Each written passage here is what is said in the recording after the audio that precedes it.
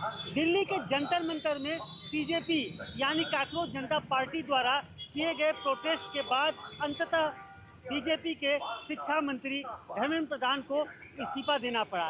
धर्मेंद्र प्रधान के इस्तीफा देने के बाद देश का सियासी अब एक नए तेवर में सियासत देखने को मिल रहा है। बीजेपी को लोग यानी कि जेन जी के तौर पर देख रहे हैं कि युवक जो है, जेन जी जो है, अपने विरोध प्रदर्शन के चलते धर्मेंद्र प्रधान का इस्तीफा दिलवा ही दिया।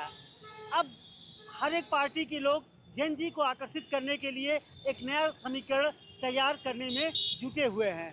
इस समय हम मौजूद हैं धर्मनगरी वाराणसी में, यानी प्रधानमंत्री नरेंद्र मोदी के संसदीय क्षेत्र वाराणसी में। यहाँ के लोगों से जानते हैं उनका रिएक्शन कि अब आने वाली राजनीति में जेन जी का क्या कुछ भूमिका रहेगा, जेन जी कितना सकारात्मक रुख चुनाव में अख्तियार करेगा, जिसको लेकर के सारी राजनीतिक पार्टियां नए समीकरण तैयार करने में जुट गई हैं।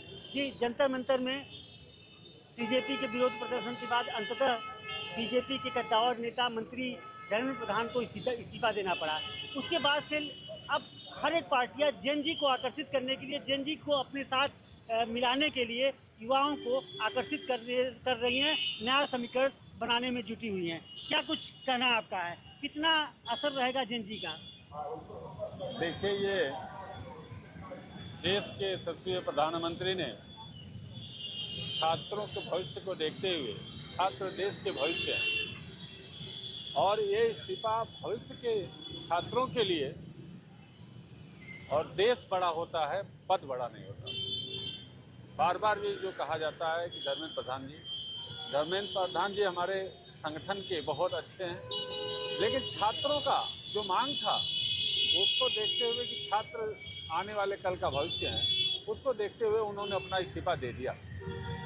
और रही बात, छात्रों का प्रदर्शन हमेशा अपना एक नया इतिहास रचता है, लेकिन उसके पीछे जो गलत शक्तियाँ थी, जो मोड़ कर देखा जा रहा था, फंडिंग कहाँ से हो रहा है, उसके पीछे अवांछनीय तत्व कौन है, कौन पार्टी कौन है, ये सब आप लोगों के माध्यम से सारी दुनिया जान गई है।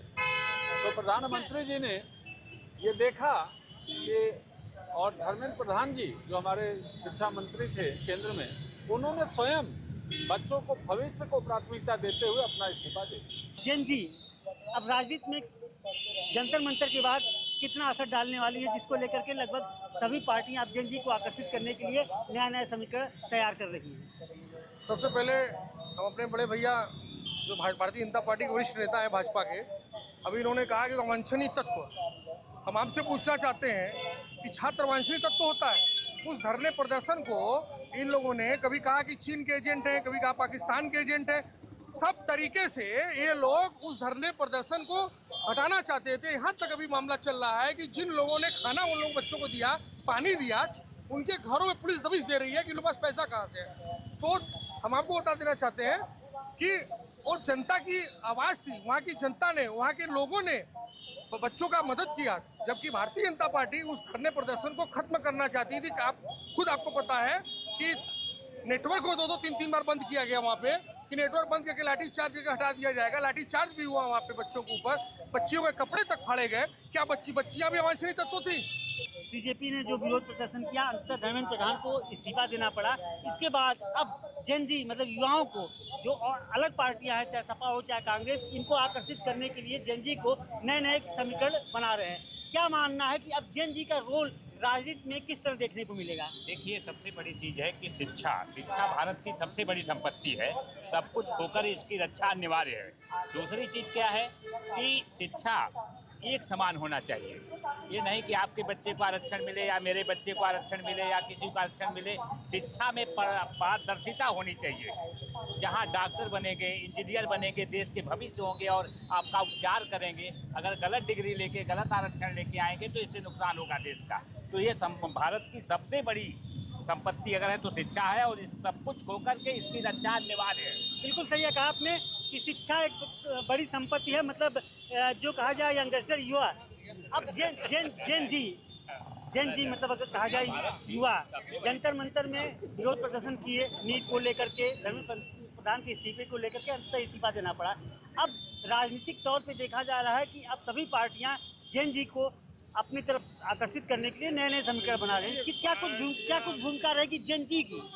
ये तो देखिए, हर बार कुछ ना कुछ ऐसा होता है तो विपक्षी पार्टियां इस तरह हावी होने का प्रयास करती है, लेकिन वो अपने मंसूबे में कामयाब नहीं होती, क्योंकि हमारी विचारधाराएं जो है वो स्वच्छ है एकदम, इसलिए वो सक्सेस नहीं होती। अखिलेश जी कितना भी प्रयास कर ले, लेकिन वो उनकी छवि जो है ना आजम जी की जैसे लोगों की वजह से बड़ी धूमिल हो चुकी है। अब इस शिक्षा के क्षेत्र में उनका हस्तक्षेप एकदम निरर्थक प्रयास होगा। बिल्कुल सही कहा। क्या कुछ रोल होगा जेन जी का, मतलब युवाओं का? जिस तरह से जंतर मंतर में युवा सीजेपी जेन जी ने प्रदर्शन करके मजबूर कर दिया धर्मेंद्र प्रधान को इस्तीफे के लिए, क्या कुछ कहेंगे कि अब युवाओं की भूमिका राजनीति में किस तरह देखने को मिलेगी? माननीय नरेंद्र मोदी के नेतृत्व में जो निर्णय लिया गया है धर्मेंद्र प्रधान का इस्तीफा देकर, वो देश हित और बच्चों और छात्राओं के हित में दिया गया है निर्णय। नरेंद्र मोदी जी ने एक स्वच्छ और साझ छवि के तहत इतना अपना काम किया है ताकि जो पूर्व में और अन्य देशों में हुआ है ऐसा हमारा न हो। हमारा ऐसा संस्कार भी नहीं है। उस संस्कार के तहत उन्होंने धर्मेंद्र प्रधान का इस्तीफा दिया, उन्होंने त्याग दिया। वो ऐसे महान नेता है धर्मेंद्र प्रधान जी, जो उड़ीसा के महेंद्र प्रधान के सुपुत्र हैं। धर्मेंद्र प्रधान जी बहुत ही वो छात्र जीवन से बीपी से जुड़े बहुत अच्छे हैं। उनको जितना ही कहा जाए उनके विषय में, धर्मेंद्र प्रधान जी उन्होंने आहुति दी है बच्चों के छात्र हित के लिए। उनसे बढ़िया शिक्षा मंत्रालय किसी के पास नहीं चला पाएगा कोई। कि सीधे प्रधानमंत्री नरेंद्र मोदी के संसदीय क्षेत्र के लोगों का कहना है कि विपक्षी दल कितना भी जेन जी को आकर्षित करने का भूमिका बना ले, समीकरण बना ले, लेकिन अंततः जो यह निर्णय लिया गया है प्रधानमंत्री नरेंद्र मोदी के द्वारा कि धर्मेंद्र प्रधान का इस्तीफा लिया जाना है, धर्मेंद्र प्रधान द्वारा इस्तीफा देना, यह युवाओं के हित के लिए दिया गया है। अब बीजेपी के लोग जेन जी को आकर्षित करने के लिए, जेन जी को अपने पक्ष में रखने के लिए, जैसा कि यहाँ के लोगों का कहना है कि धर्मेंद्र प्रधान के इस्तीफे को युवाओं के हित में होना बता रहे हैं। Dinesh Kumar Mishra, prime news.